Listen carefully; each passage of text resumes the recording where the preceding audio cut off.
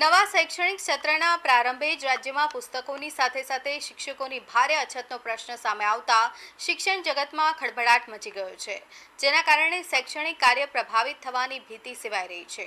ખાસ કરીને ગ્રામ્ય અને સરહદી વિસ્તારોની શાળાઓમાં સ્થિતિ વધુ કફોડી બની છે અને આ વિકટ પરિસ્થિતિ વચ્ચે શિક્ષક સંઘ દ્વારા શિક્ષણ મંત્રીને પત્ર લખીને વેકેશન પહેલા છૂટા કરાયેલા જ્ઞાન સહાયકો અને ખેલ સહાયકોના ઓર્ડર તાત્કાલિક રિન્યૂ કરવા ઉગ્ર રજૂઆત કરવામાં આવી છે. હાલમાં આ સહાયકોની સ્થિતિ અધરતાલ હોવાથી સુધારેલા ઠરાવ અનુસાર નવી ભરતી પ્રક્રિયા સત્વરે હાથ ધરવામાં આવે તેવી માંગ પણ કરવામાં આવી છે, જેથી બાળકોનું શિક્ષણ બગડે નહીં.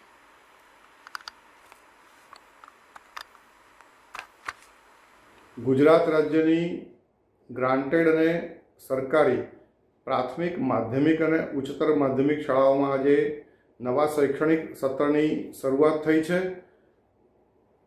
સમગ્ર ગુજરાતની અંદર નિમણૂક પામેલ એક પણ જ્ઞાન સહાયક આજે સ્કૂલમાં ફરજ બજાવી શક્યા નથી.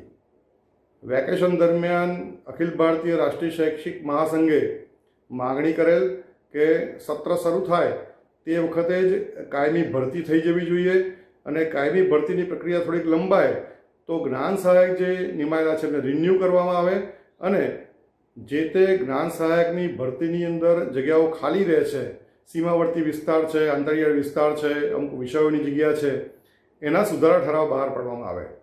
પણ કમનસીબે આજ દિન સુધી શિક્ષણ વિભાગમાં વારંવાર રજૂઆત કર્યા છતાં એવી સ્થિતિ સર્જાઈ છે કે આજે એક પણ જ્ઞાન સહાયક આજે ફરજ બજાવી શક્યો નથી.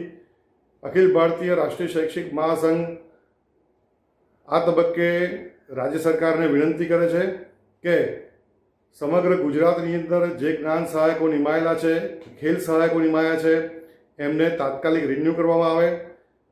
જ્યાં નિમણૂક થઈ શકતી નથી ત્યાં આગળ નિમણૂક થઈ શકે એવા સુધારા ઠરાવ બહાર પાડવામાં આવે.